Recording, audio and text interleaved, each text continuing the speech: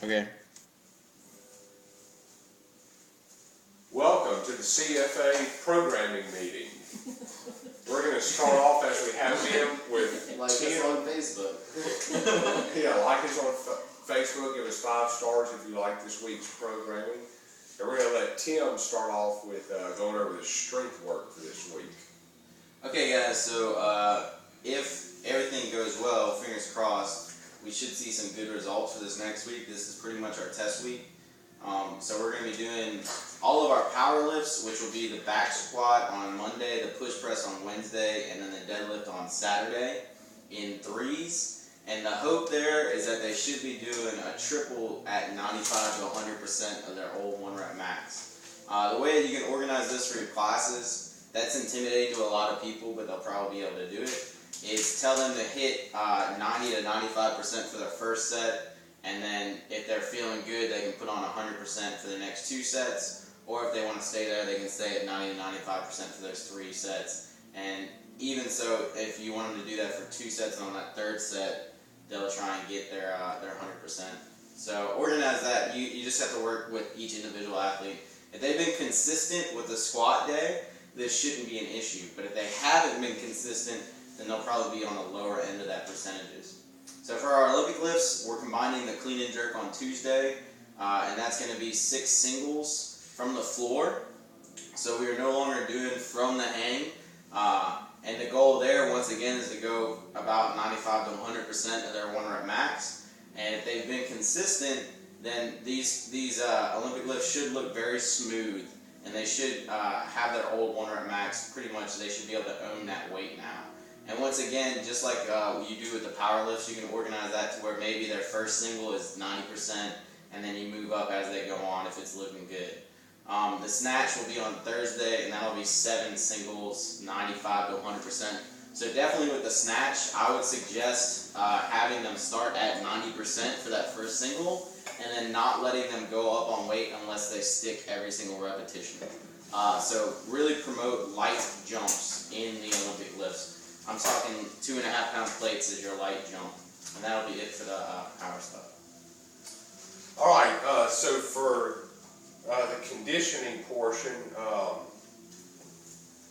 well, one thing whenever we go over this, like anything we're saying here, like feel free, and I encourage you to say it to your class. Just if you just start the class and say, hey guys, this is what we're doing today, and this is why we're doing it. And it gives much more buy-in from the members, and because you know, whenever you coach, like you have the best program in the world, which we do. Well, but you know, if they don't believe in it or if they're not buying in, then it's like you may as well be the worst program. So first, remember to keep doing the cool down stretches. You know, 4, 5, 6 minutes of just like most of the time it's going to be a static stretch. So on that Monday, the 24th, this is a metabolic day. And if you look over on the right, you'll see the modality column. You've probably been seeing that forever. That's just the way like a template I have to make sure we're hitting the 3 different modalities of like metabolic or running and body weight movement and weights. It doesn't always match up, but it's just kind of like a general template that I try to meet. So you'll see on Monday, it says 4 rounds in X minutes, complete 30 double unders, run 400 meters, and max burpees with the remaining time. Then you're going to rest 3 minutes. So the X minutes, if they're doing it RX, you're going to fit 3 minutes there. If they're doing it scaled, it's going to be 4 minutes. And that may seem weird, like why does RX go shorter? And the reason is the RX people are going to get through that run much faster, so it's going to give them about 45 seconds to do as many burpees as they can when they run back. The scale needs more time. They're not going to even probably get finished with the run and double unders in 3 minutes.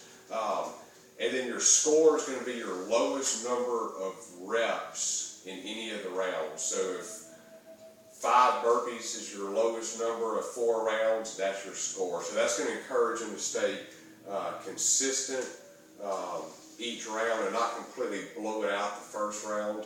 But they should be able to go pretty hard on each round. They really don't need to hold anything back. There's enough rest there. And then you'll see at the bottom there's a note, you must get 5 burpees minimum each round to use RX. So we don't want anybody saying, oh, I'm going to just do RX because it's easier.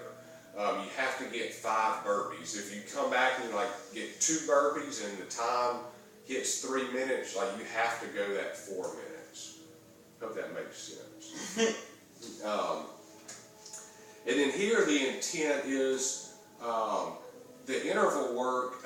It makes the workouts a little more anaerobic, and for our competition group, when we really get into lactic and alactic and aerobic power, we really concentrate on intervals more, and we have them rest a lot longer. But with the classes, it's hard to do that because you got to keep it fun, and you got to keep them engaged. And if they do ideally we would have longer intervals in this, but nobody's going to sit there for 8 minutes between each round.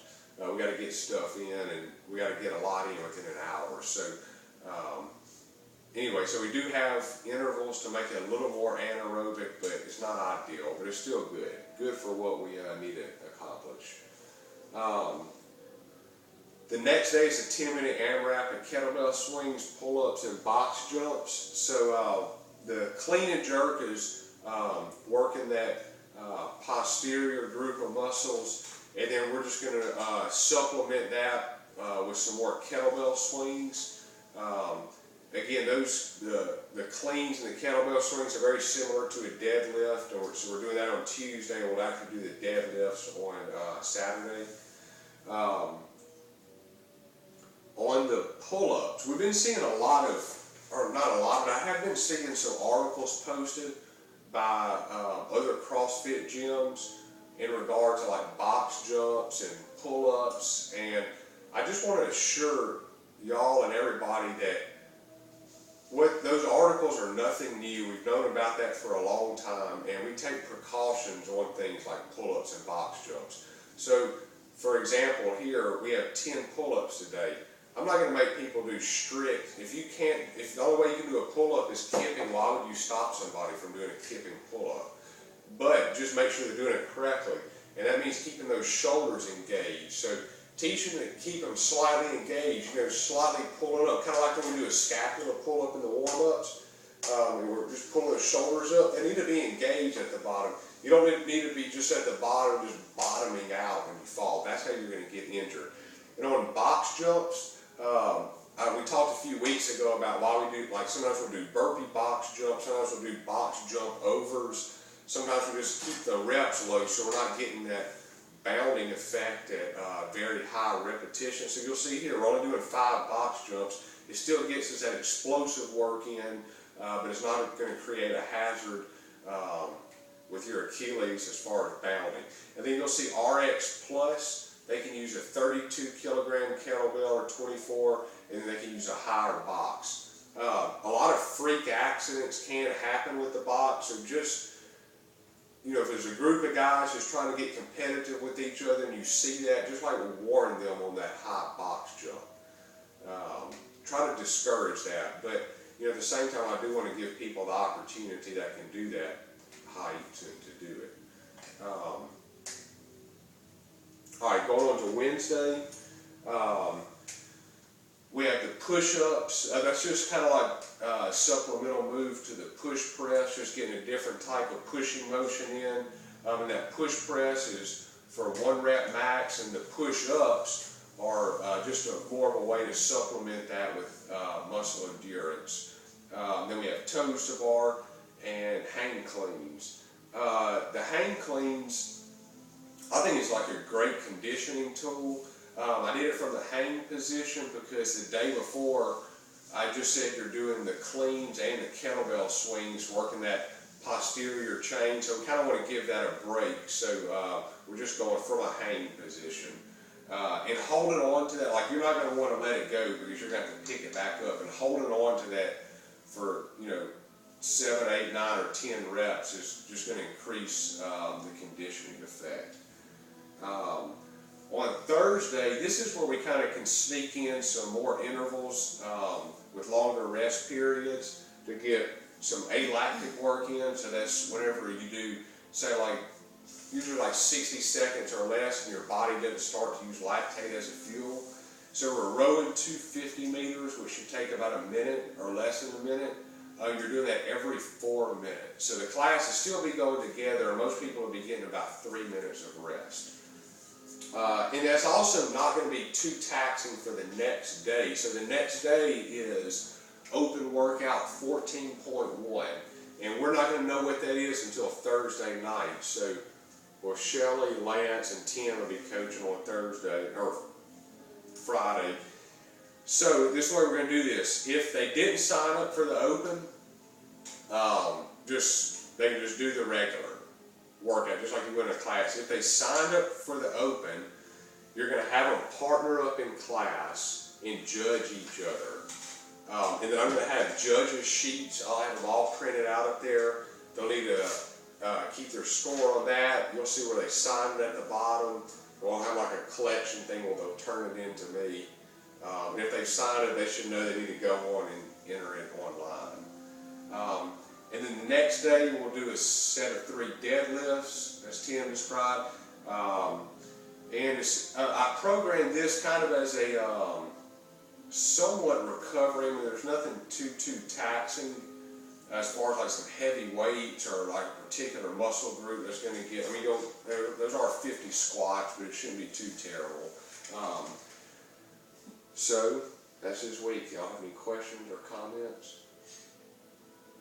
All right, thank you for watching all of this. If you've gotten 11 minutes and 54 seconds.